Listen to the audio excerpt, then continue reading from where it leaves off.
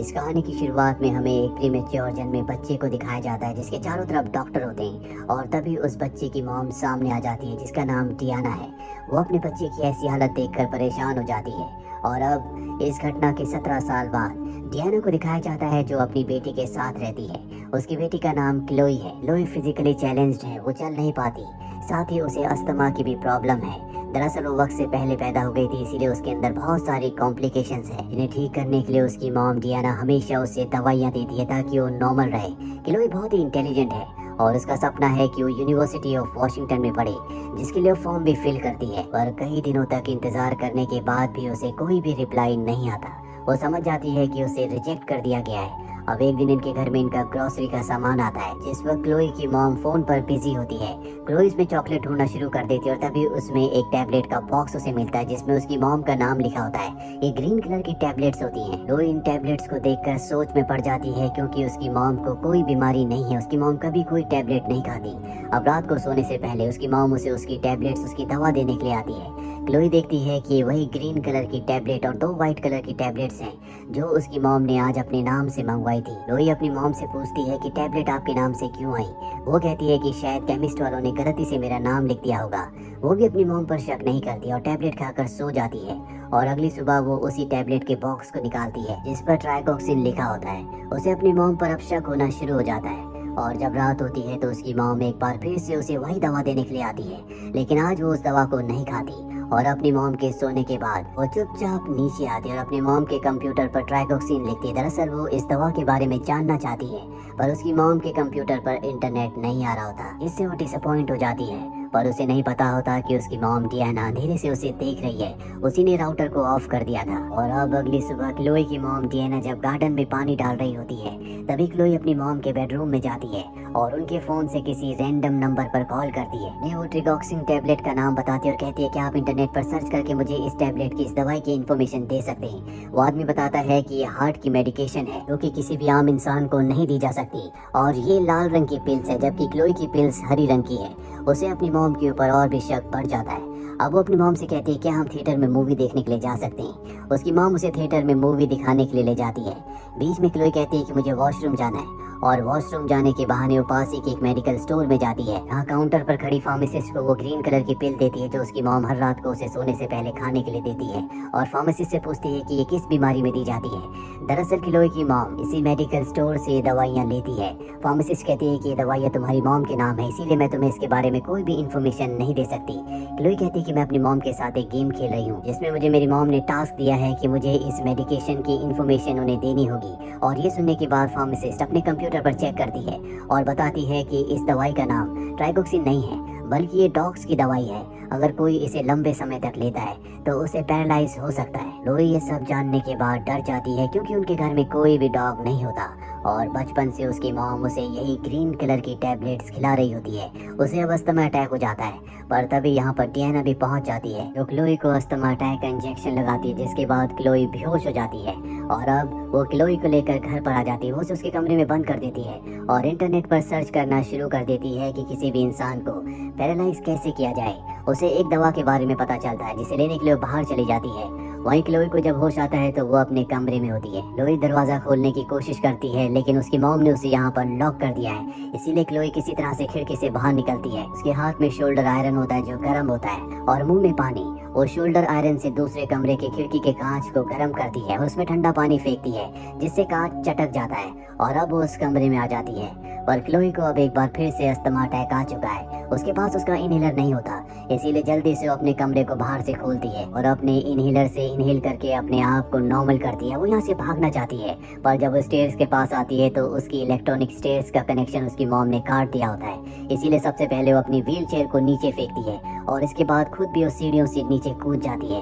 हालांकि क्लोई को बहुत चोट आती है लेकिन किसी तरह से वो अपने आप को संभालते हुए व्हील चेयर पर बैठ जाती है। और अब क्लोई घर से बाहर निकलने में कामयाब हो चुकी है लेकिन उसका घर सुनसान जगह पर होता है, आसपास कोई भी घर नहीं है, इसीलिए वो व्हील चेयर से रोड पर आ जाती है। और तभी उसे सामने से गाड़ी की आवाज आती है। उसे लगता है कि वो उसकी मॉम की गाड़ी है, इसीलिए वो छुप जाती है और अगले पल वो देखती है कि ये पोस्टमैन की गाड़ी है।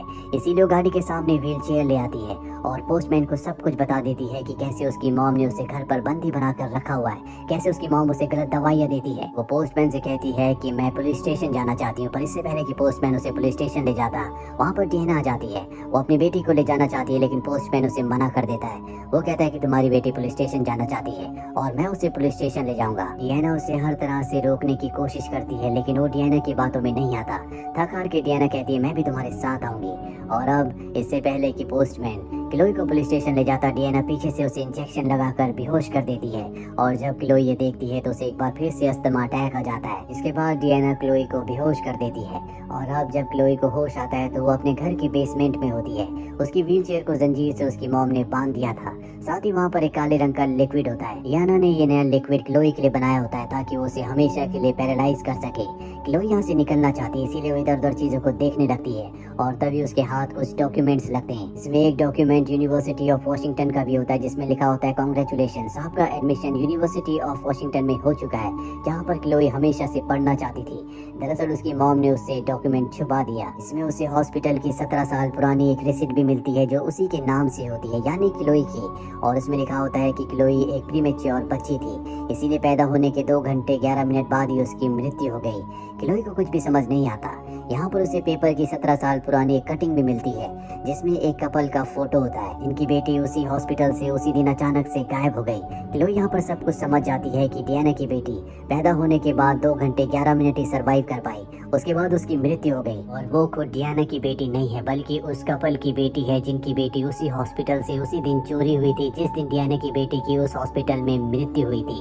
क्लोई को सब कुछ समझ में आ चुका है, पर यहाँ से निकलना बहुत मुश्किल है। अब डियाना भी वापस आ जाती है और जब वो क्लोई के पास आती है तो क्लोई उसे कहती है कि मुझे पता है कि तुम मेरी मॉम नहीं हो, तुमने मुझे हॉस्पिटल से चुराया था, मेरे असली माँ बाप कोई और है। ये सुनने के बाद डियाना बहुत ज्यादा इमोशनल हो जाती है। वो कहती है कि तुम्हें सब कुछ सच पता चल चुका है, मैं तुम्हें अब कभी भी कोई भी मेडिकेशन नहीं दूंगी, बस मैं तुम्हारे साथ रहना चाहती हूँ, तुम मेरी बेटी हो। क्लोई कहती है कि तुम झूठ बोल रही हो, जिसके बाद डियाना को गुस्सा आ जाता है और वो इंजेक्शन में उसी लिक्विड को भरने लगती है जिससे वो उसे पैरालाइज कर सकती है। क्लोई बहुत ज्यादा डर जाती है, इसीलिए वो अपने आप को एक अलमीरा के अंदर बंद कर लेती है, जहाँ पर वो एक लिक्विड पी लेती है जिससे उसकी तबीयत बहुत ज्यादा खराब हो जाती है। और जब डियाना अंदर आती है तो देखती है कि उसकी बेटी बेहोश है। उसे लगता है कि उसकी मृत्यु हो चुकी है, इसीलिए डियाना जोर जोर से रोने लगती है, क्योंकि सच में वो उसे अपनी बेटी मानती है, उससे बहुत प्यार करती है। वो किसी भी कीमत पर क्लोई को खोना नहीं चाहती, इसीलिए उसे हॉस्पिटल ले जाती है, जहाँ पर डॉक्टर उसके पेट के अंदर से सारा लिक्विड निकाल देते हैं। और जब क्लोई को होश आता है तो देखती है कि सामने डियाना है जो दरवाजे के बाहर है, उसके सामने एक नर्स भी होती है। दरअसल डियाना ने क्लोई को हमेशा से पैरालाइज करके इसलिए रखा था कि वो हमेशा उसके साथ रह सके। और अब क्लोई अपने सामने खड़ी नर्स को इशारा करती है कि उसे पेन और पेपर चाहिए। नर्स उसे पेन पेपर दे देती है क्योंकि वो उसे लिखकर कुछ बताना चाहती है, पर तभी इमरजेंसी अलार्म बज जाता है जो डियाना ने बजाया होता है और नर्स को यहाँ से जाना पड़ता है। जिसके बाद डियाना अंदर आती है और अपनी बेटी के मुंह के अंदर से उस फूड पाइप को बाहर निकाल देती है जिससे उसके लिक्विड को बाहर निकाला गया था, और उसे व्हील चेयर पर बिठाकर यहाँ से बाहर ले जाने लगती है। नर्स जब क्लोई के रूम में आती है तो देखती है कि क्लोई वहाँ पर नहीं है। ये देखकर वो घबरा जाती है। वे उसकी नजर उस नोटबुक पर पड़ती है जो उसने क्लोई को दी थी। क्लोई ने उसमें मॉम लिखा होता है और नर्स को अब उसकी मॉम पर यानी कि डियाना पर शक होना शुरू हो जाता है, इसीलिए वो सिक्योरिटी को बता देती है। वहीं डियाना किसी भी तरह से क्लोई को यहाँ से बाहर ले जाना चाहती है और जब वो स्टेयर्स तक पहुँचती है तो वहाँ पर सिक्योरिटी पहुँच जाती है जो उसे गन पॉइंट पर ले लेती है और क्लोई को उनकी तरफ भेजने के लिए कहती है। और डियाना भी अपनी गन निकाल लेती है और कहती है कि मैं अपनी बेटी को सिर्फ अपने घर ले जाना चाहती हूँ। सिक्योरिटी वाले उसके कंधे पर गोली मार देते हैं जिससे वो नीचे गिर जाती है और इसके बाद क्लोई को रेस्क्यू किया जाता है। अब इस घटना को 7 साल बीत जाते हैं, जहाँ पर क्लोई को दिखाया जाता है जो अब बड़ी हो चुकी है। वो एक जेल में डियाना से मिलने जाती है। हालांकि अब भी वो व्हील चेयर का इस्तेमाल करती है, लेकिन अब वो कुछ कदम चल सकती है और वो अपने पैरों से चलकर डियाना के पास जाती है और उसे बताती है कि मैंने अपने असली माँ बाप को ढूंढ लिया है, मेरे पास एक अच्छी जॉब है, मेरी शादी हो चुकी है और अब मेरे बच्चे भी हैं, मैं अपनी जिंदगी में खुश हूँ। और इसके बाद वो अपने मुंह से प्लास्टिक के अंदर रैप की हुई 3 टैबलेट्स को निकालती है जो वो अपनी टंग के नीचे छुपा कर लाई होती है। ये वही टैबलेट्स हैं जो बचपन से डियाना उसे खिलाया करती थी, जिसकी वजह से वो पैरालाइज हो गई। क्लोई कहती है कि मैं तुमसे बहुत प्यार करती हूँ और इसके बाद वो उसे मुंह खोलने के लिए कहती है। दरअसल डियाना को वो टैबलेट इसलिए खिलाती है ताकि वो हमेशा पैरालाइज होकर यहीं पर रह सके। और अब यहाँ से क्लोई वापस अपनी जिंदगी में अपनी दुनिया में वापस चली जाती है जहाँ पर उसके पास सब कुछ है। और इसी के साथ ये फिल्म, ये कहानी यहीं पर खत्म हो जाती है। उम्मीद करते हैं कि ये कहानी आपको पसंद आई होगी।